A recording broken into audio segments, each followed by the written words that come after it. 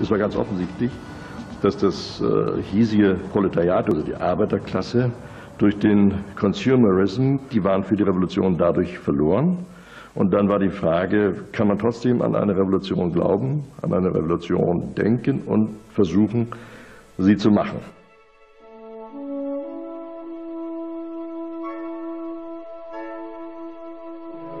Over the course of the 19th century, Germany had united for the first time really in history. All the German principalities had united. They had created a tariff, an external tariff against cheap English manufacturers. At this point, they started paying decent wages. Bismarck, listening to Bishop von Kettler, instituted Social Security and health insurance. At this point, the German workers stopped emigrating to places like America. I was very impressed by their relationship, or by them being this couple, or being together, being two people. So were others. I think that's, for instance, why other people joined.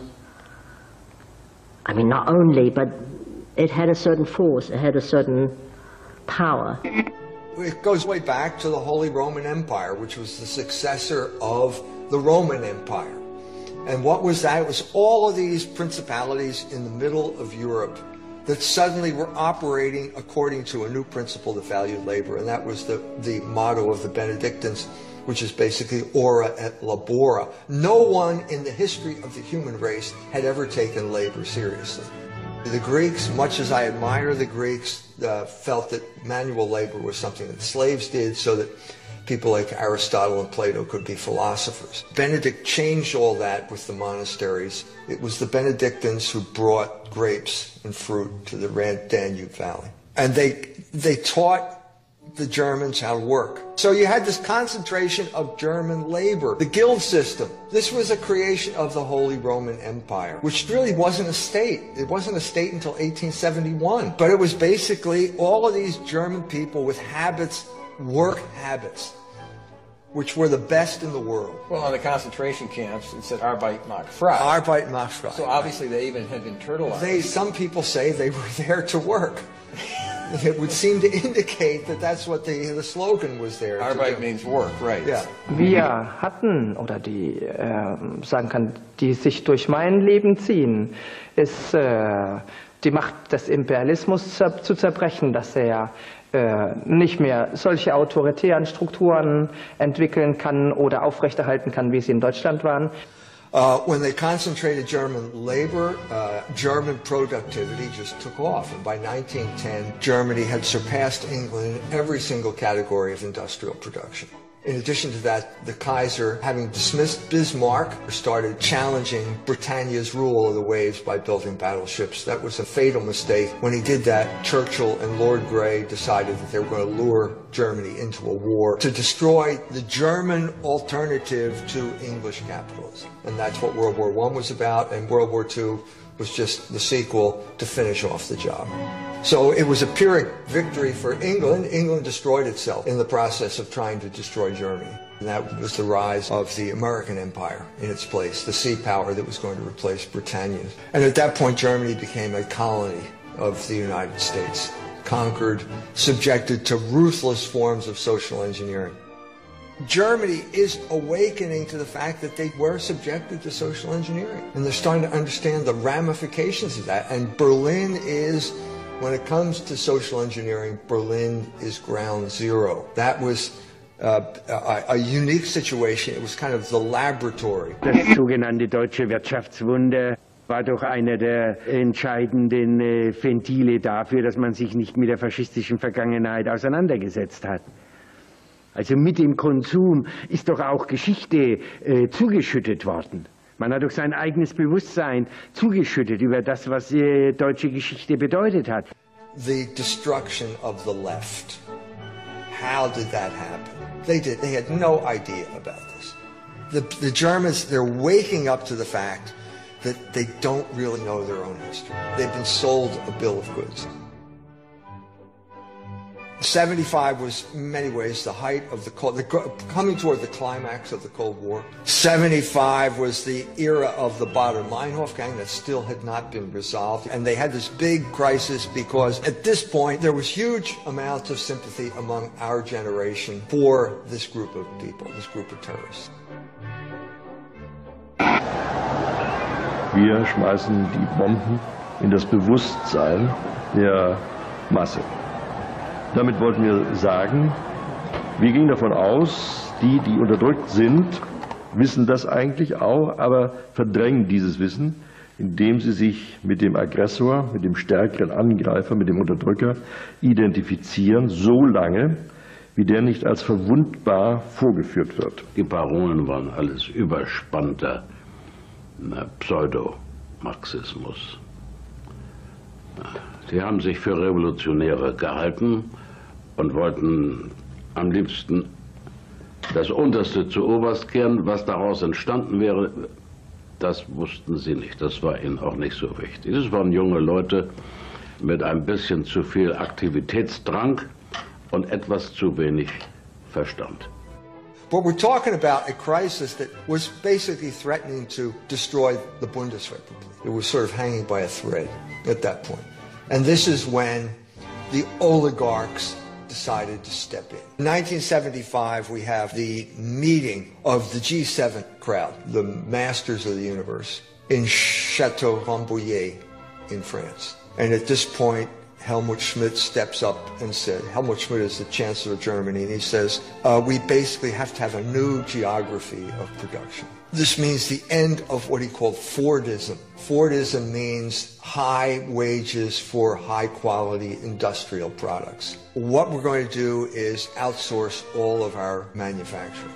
Obviously not all of it, but a good, he mentioned the German textile industry.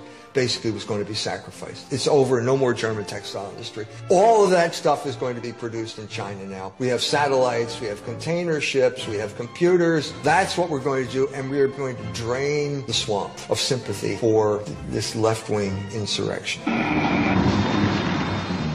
Die RAF hat das erreicht, was er eigentlich nicht erreichen wollte, die Polizei so aufzurüsten, das kann man mit Worten gar nicht beschreiben. Das BKA hat 2, 3 riesige Neubauten bekommen, hat an Personal zugelegt, aber das war natürlich Herolds Idee, jetzt mal alles zu verlangen, was notwendig ist. Er hat eine Kriminaltechnik aufgebaut, die ich später geleitet habe. Das war das Beste und das Feinste vom Feinsten. Weil es vielleicht in der menschlichen Natur liegt. Deeskalation ist ja auch eine Sache, die psychisch abläuft. Und man macht etwas 5-mal, 6-mal, 7-mal und dann muss man nachlegen, man muss nachfeuern. Das ist so. Fall of 1977 is the Deutsche Herbst.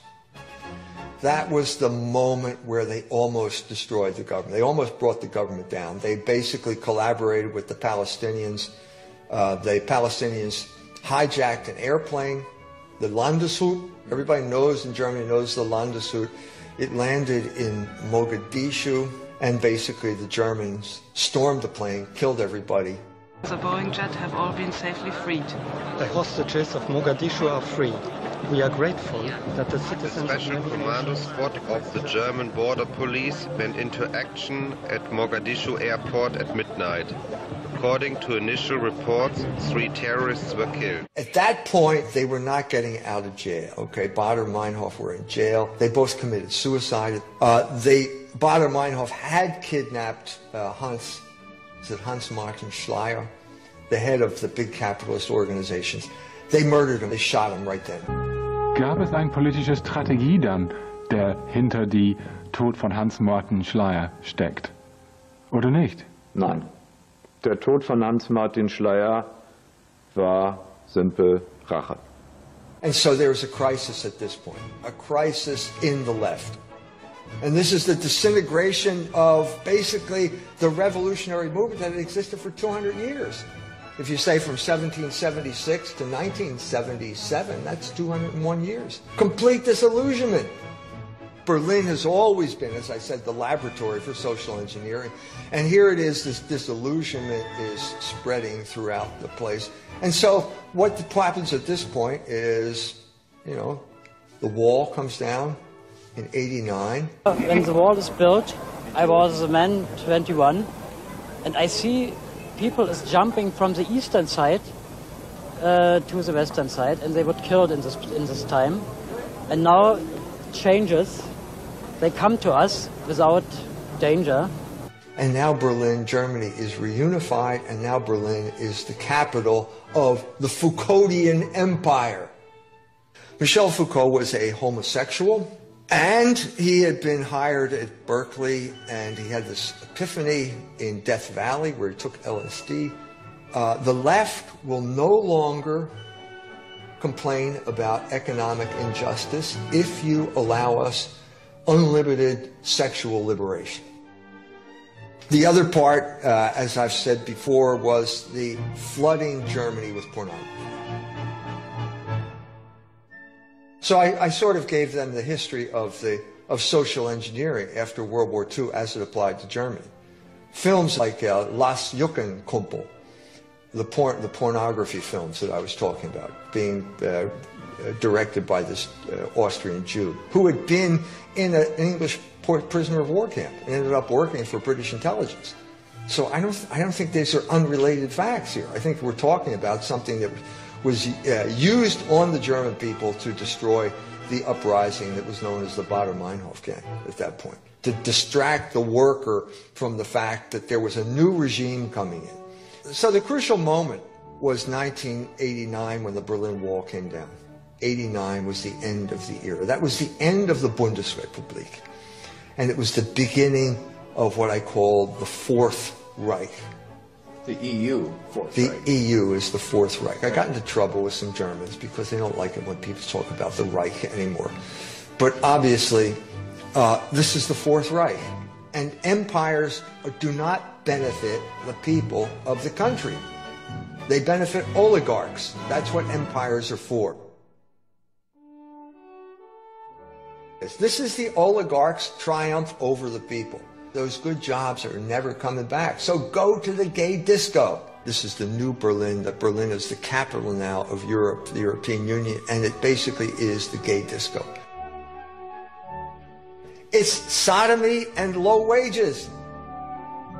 It's homosexuals and bicycles. That's the new world order.